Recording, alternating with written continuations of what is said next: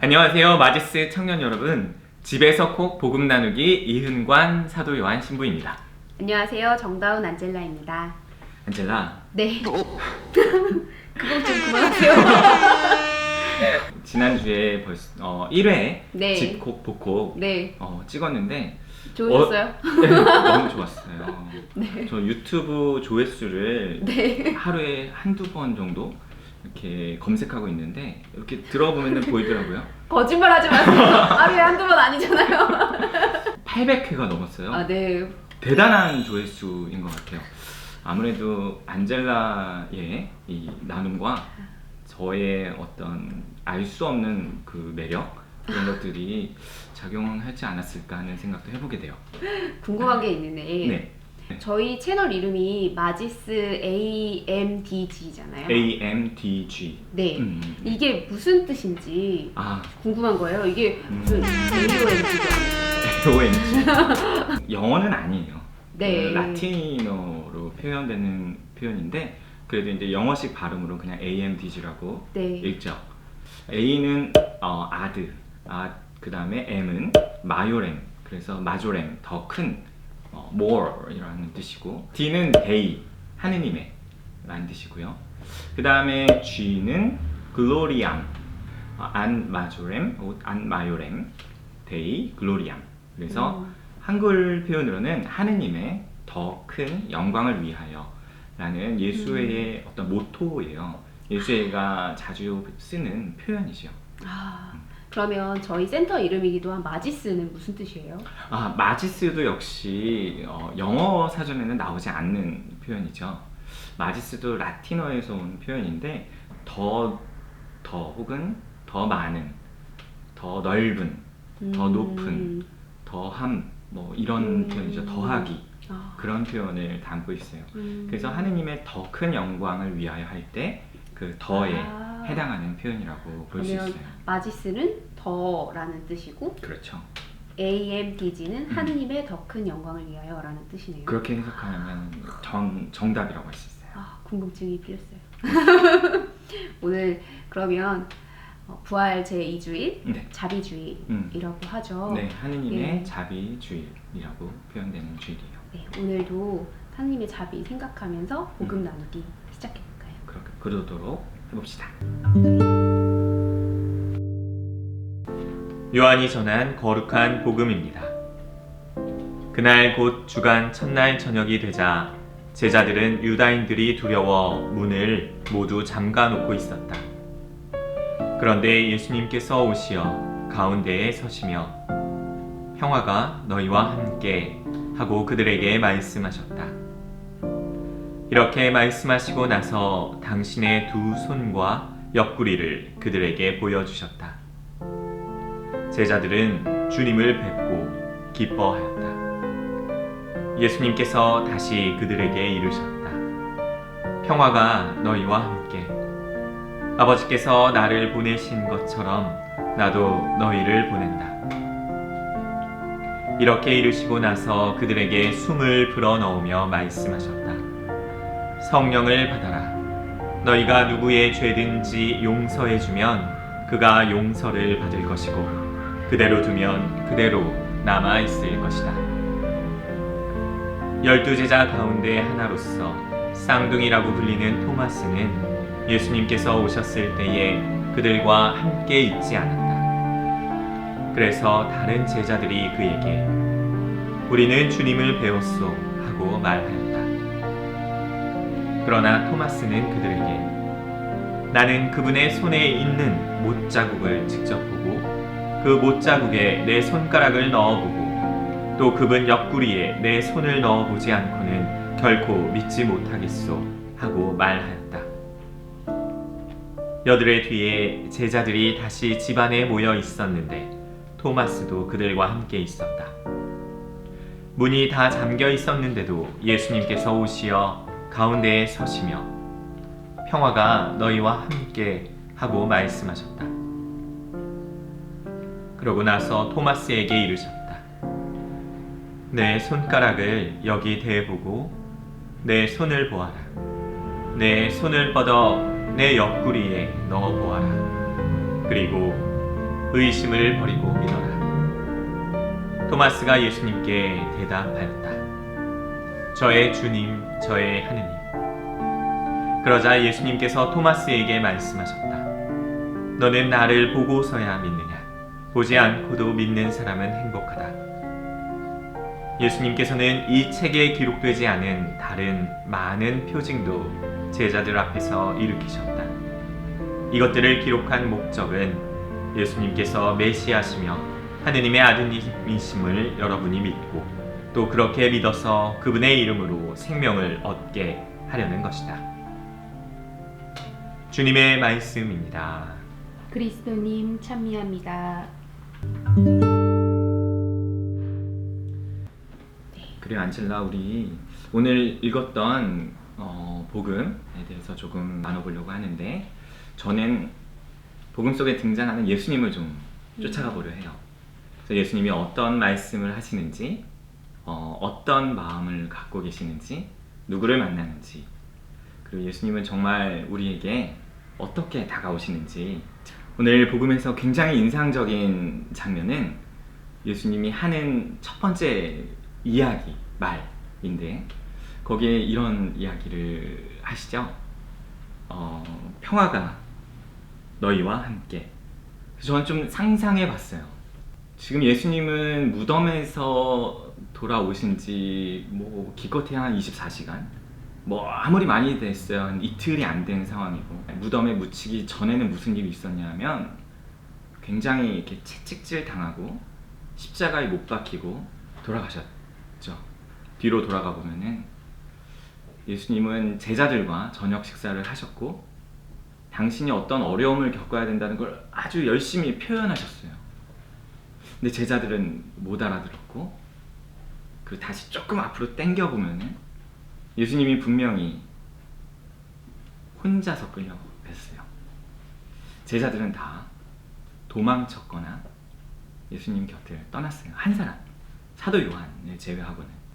저라면 그렇게 얘기했을 것 같아요. 제가 예수님이었다면 제자들한테 나타나자마자 에이, 이 의리 없는 놈들아 라고 난 그렇게 얘기했을 것 같아. 아유, 진짜 의리도 없다. 마지막 저녁까지 그렇게 나랑 빵을 나눠 먹고 와인도 한잔 했으면서 어떻게 나를 그렇게 혼자 두고 떠나갔냐. 에이, 의리 없는 놈들아. 근데 예수님이 그렇게 얘기하지 않아요. 오히려 정반대의 이야기를 하시죠. 그럼 제자들 입장에서 생각해 보면은 예수님이 지금 죽은 예수님을 그들은 알고 있었는데, 죽었다는 걸 알고 있는데 갑자기 나타난 거잖아요, 살아서. 그러면 제자들은 어떤 마음이 들었을까? 첫 번째는 정말 까무라치게 놀랐을 거예요. 죽은 사람이 등장했으니까. 두 번째는 무서웠을 거예요. 그리고 두려웠을 거예요. 왜냐하면 방금 제가 한 것처럼 나를 질책할까 봐. 그런데 예수님이 그런 제자들에게 방금 그 얘기를 하시는 거예요. 평화가 너희와 함께. 저는 여기서 굉장한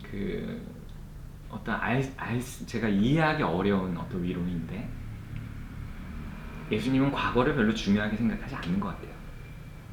제자들이 나에게 어떤 짓을 했든 별로 안 중요한 것 같아요. 자신에게 어떤 배반한 행위보다는 그들이 지금 겪고 있는 그 혼란스러움, 두려움, 거기에 훨씬 더 깊게 공감하는 분인 거죠. 그래서 제자들에게 얘들아, 나를 걱정하지 말고 일단 마음을 좀 편안하게 먹어라. 난 괜찮단다. 그러니 평화가 너희와 함께하면 좋겠다.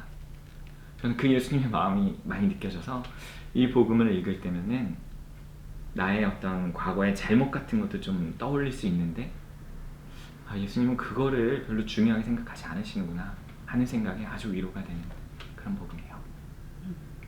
저는 오늘의 복음이 두 가지 얘기가 있는 것 같아요. 먼저 제자들에게 나타나시는 장면, 그리고 한 번 더 토마스를 위해서 한 번 더 나타나시는 장면이 나오잖아요. 근데 이 이야기가 아주 짧은 부분이고 두 개의 이야기가 나오는데도 그 두 이야기 다 기승전결이 있는 되게 완벽한 이야기로 보여져요. 그리고 되게 이야기의 흐름도 되게 비슷하다고 느꼈어요. 먼저 제자들이 문을 잠가놓고 두려워하고 있는, 아까 말씀하신 것처럼 내가 예수님을 버려놨을까, 그렇죠. 아니면 내가 배신한 것만 같고, 혹은 아직도 우리를 쫓는 사람들이 있을 것이고 문 밖에 누군가 있고, 이런 두려움 때문에 문을 잠가놓고 있는 장면, 그리고 어디서 나타났는지도 모를 예수님이 진짜 무슨 마법사처럼 아니면 짠하고 어떻게든 나타나셨을 것 같은데, 저는 그게 되게 아주 스며들듯이 고요하게 나타나셨을 거라고 상상이 되기는 하지만 우리 앞에 나타나시고, 그리고 그 순간 정말 평화를 저희에게 그냥 그 존재 자체로 가져다 주시고, 그리고 나중에 제자들이 우리는 주님을 배웠소라고 고백하잖아요. 그리고 나중에도 토마스에게 나타나셨을 때에도 결국에 토마스가 그리스도를 고백을 하잖아요. 맞아요. 그래서 이런 두려움이 가득하고 나약하고 작은 제자들, 그리고 심지어 동료들의 이야기마저도 믿지 않았던 토마스를 그 고백하게 만드는 예수님의 그 존재, 그리고 그 성령의 함께하심, 현존, 이런 것들을 반복해서 보여주는 복음인 것만 같아서 마치 성삼일 파스칼을 계속 반복해 주시는 느낌도 들어요. 우리가 어떻게 그 파스칼을 보내야 하는지에 대해서 계속해서 기억하자고, 조금 더 예수님의 현존으로 변화하는 우리를 더 기대하고 희망해 보자고 자꾸자꾸 반복학습 네, 기억하게 해주시는 복음인 것만 같아서, 네, 요즘 같은 때 더 기억에 대한 생각을 하게 만들어주는 그런 복음인 것 같습니다. 그렇죠. 우리 4월에는 기억할 일들이 참 많은데, 방금 얘기한 것처럼 우리 또 기억할 일들을 또 잊지 않고, 그리고 우리 죽음은 죽음이 끝이 아니라는 우리 그리스도인들의 신앙을 좀 이렇게 또 기억하면서 이 시기를 좀 보내면 좋을 것 같아요. 안젤라, 오늘은 우리 기도문 하나를 같이 읽으면서 마칠까 하는데요. 네. 이 기도문은 제가 소속된 수도회 예수회에서 많이 외우는, 바치는 기도문이기도 해요. 왜냐하면 로욜라의 성 이냐시오 성인께서 이 기도문을 아주 좋아했었고 이 기도를 많이 바치라고 초대하고 있었기 때문인데요. 그러면 이 기도 우리 함께 바치면 어떨까 싶어요.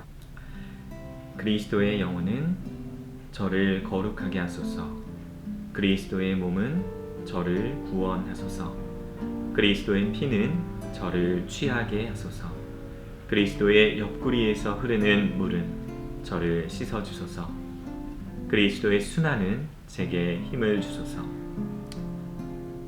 오 선하신 예수님, 저의 기도를 들어주시어 당신의 상처 속에 저를 숨겨주시고 당신을 떠나지 않게 하시며 사악한 원수에게서 지켜주소서.